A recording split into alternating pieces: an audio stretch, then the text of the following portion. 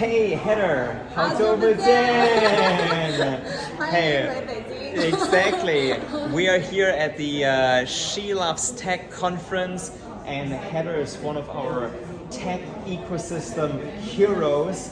And Heather, like for me, like I've been fascinated by you, actually, by your journey, building the Dot Connector network, and you venturing to Africa, going your path. Can you tell us, like, what is the Dot Connector about? So I basically came up with the dot connector concept because we connect the dots backwards, we connect with our past places, experiences, and everybody has a wealth of networks and connections that sometimes we don't know how to utilize, but someone else in your network could.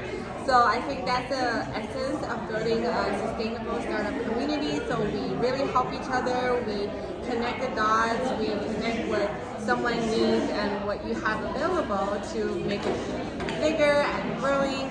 So that's basically it. And then of course it all ties back to Africa and the growing ecosystem in Africa as well. Okay, so the Dot Connector community is focused on connecting all the resources and people in the African ecosystem.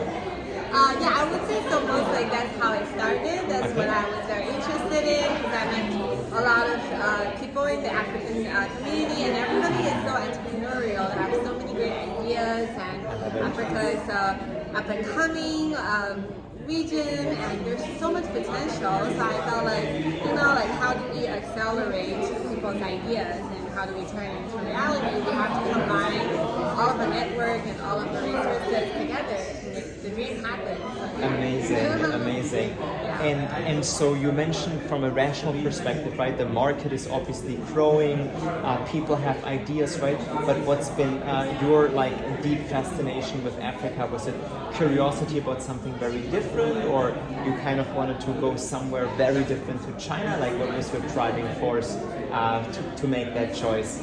Yeah, I mean, I think we like how you might find your connection with China or another person. We all find our connection with the place through the people. So I was definitely blessed with a really like diverse and active community when I came back to Beijing and found this really like huge African family, and everybody's so like welcoming and friendly, and I think that's what the African culture is really all about. It's still like accepting everyone, and so I felt like because of your commitment to the people and to the community, and then you slowly like find your way of connecting other opportunities to it as well. Yeah. I love it. And do you have any suggestions for people who want to go on their own path, like you eventually left your job, you packed your suitcases in the middle of COVID, or maybe it was a backpack, and you said, let me just do it, let me go to Africa, right? Do you have suggestions for people who like take that leap to leave their job and embark on a maybe very new journey?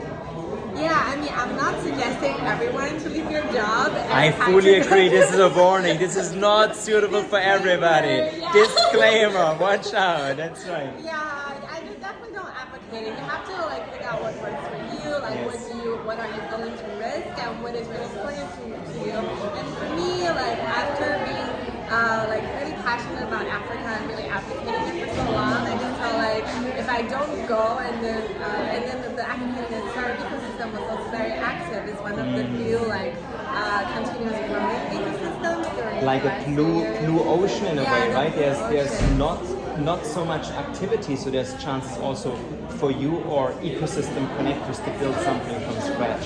Yeah, exactly. So for me, like COVID or not, I'm not gonna let that stop me. I have to see what's really the problems in the market, what are people building.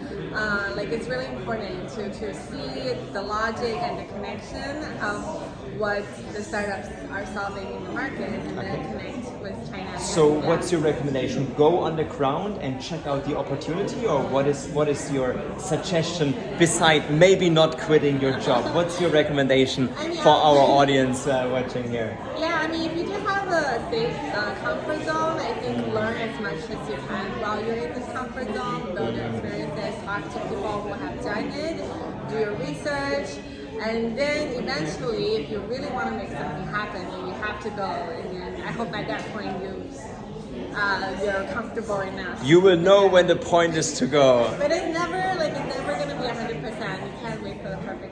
Exactly.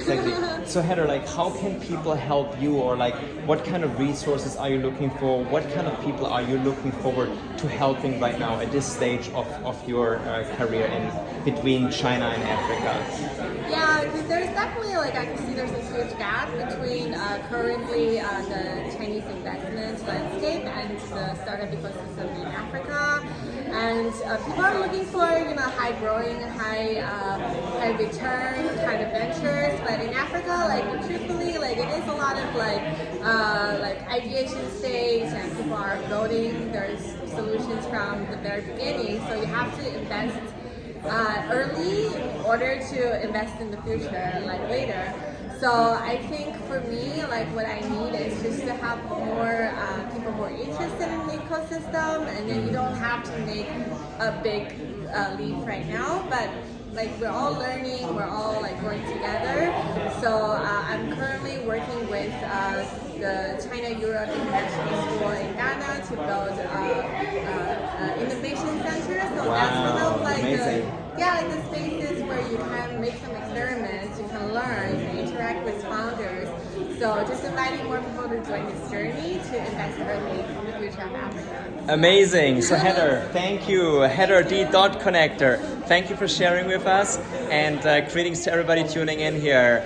We are over and out from Beijing.